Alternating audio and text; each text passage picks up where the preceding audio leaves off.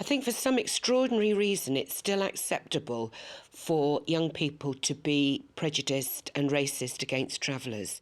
Gypsy, tinker, smelly gypsies. Pikey, dirty pig, whatever name went, we was called. Some called us pikeys, gypsies, all things like that, when they're not true. Being a gypsy, you weren't considered part of the community. And there was always someone, it didn't matter how many accepted you for what you were, there was always someone that wouldn't. If I used to come to school with my new Nike trainers on, you know, where did you get them? Did you nick them trainers? Because we don't live in a house, some of us live in caravans, that's what they probably think of us. It's because it's a lack of understanding.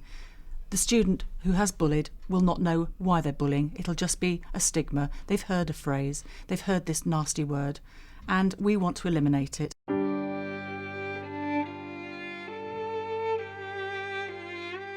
Gypsy, Roma and traveller children can face racism and bullying at school, causing many to drop out before year 11. Despite most doing well at primary level, their overall GCSE results are worse than other groups. We look at the work of schools in 3 local authorities to see how they have tackled prejudice towards this group and raised attendance and attainment.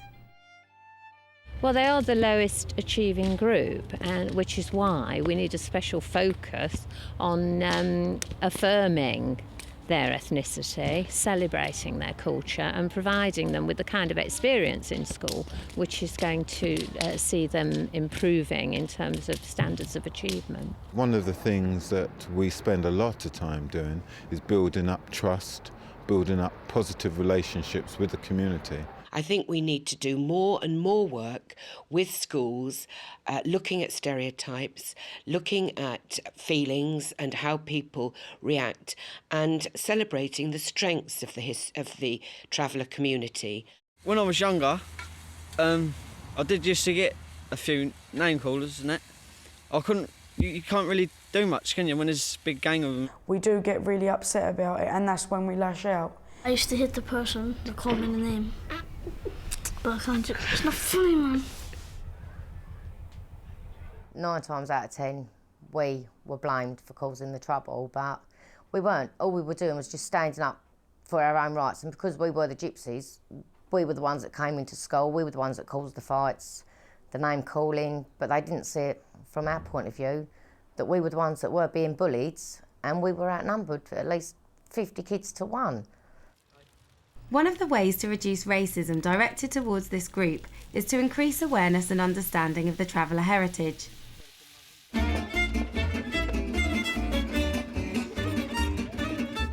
This primary school regularly visits the Romany Life Centre at Cranbrook in Kent with this in mind. Yeah, but it's actually quite small. Yeah, but if it's small, it's really cozy. Everyone needs a Scrooge. This was built in 1970, well, we call it a trailer, you always call them caravans. We used to put our money into like caravans, china, jewellery, because we never used to carry any money about with us, and we didn't used to believe in banks. I like all the wagons, the horses, and travelling around everywhere and meeting new people and places. I asked the children why did they think that Henry and other travellers had encountered unkindness in their lives. They thought about it quite deeply, and then one of the children said, because it's different. People are frightened of something that's different. Just brought it all very much to life and really made it real for them. When everybody learns about traveller history, as happens here, then this is what breaks down prejudices, because prejudices are essentially about ignorance.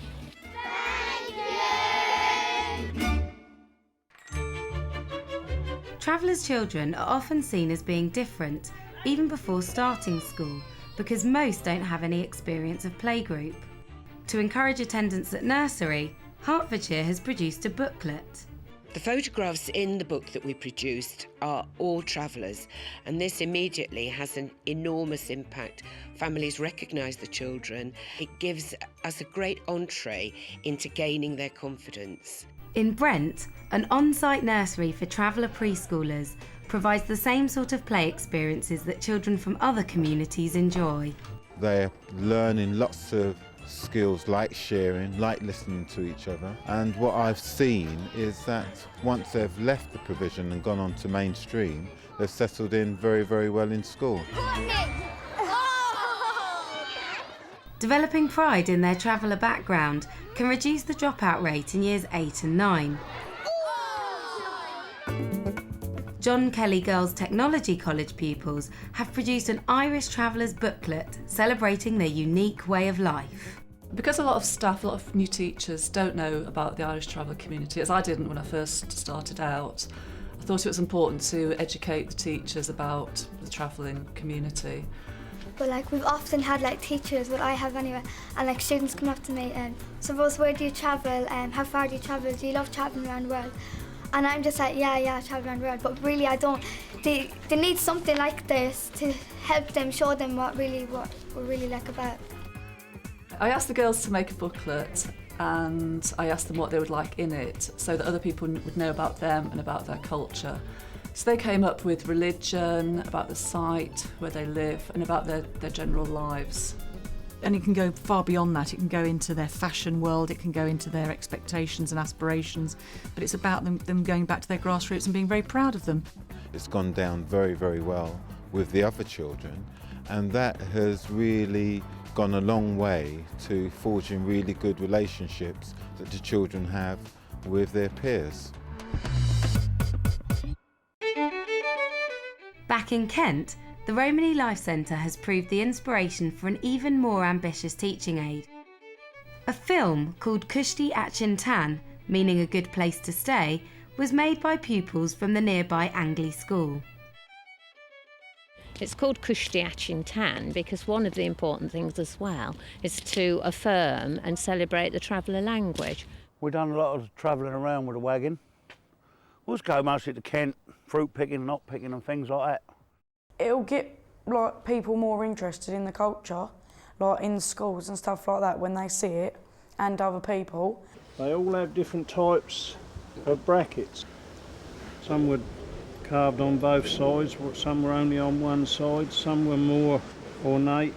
Okay, so what sort of things did you think were interesting in the film that you've just seen? I thought it must be pretty amazing how they actually could all carve everything so well. I think that's a really important skill, isn't it? And that's why people from the traveller community don't want those sort of skills to be lost. This is actually my mum's arm basket that she used to go out with when I was a baby, full up with whatever she could take out that day to try and earn a living.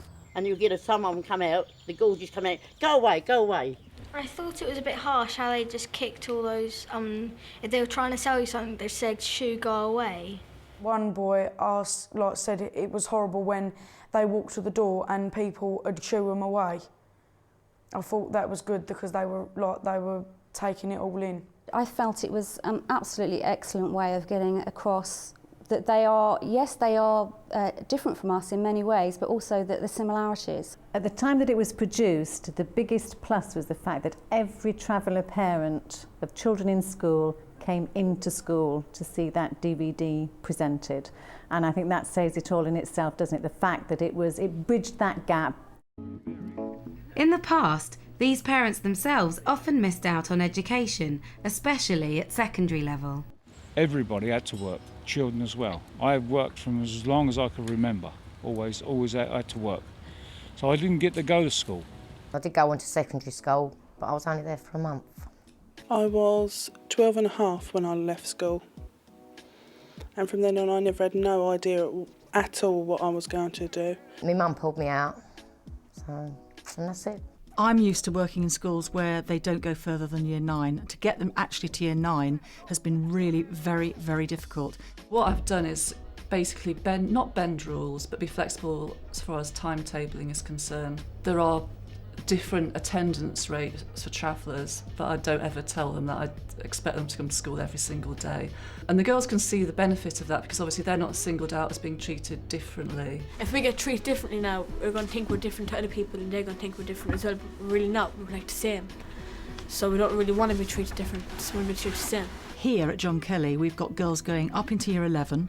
We've got 3 Irish Traveller girls who've just transferred to the College of North West London, who are doing hospitality catering courses already, which means that their aspirations at John Kelly have obviously been stretched enough for them to believe that they can do it. I want to stay on at sixth form, do some catering, but when I start college, I also want to look at other careers, so I've always got something else to fall on.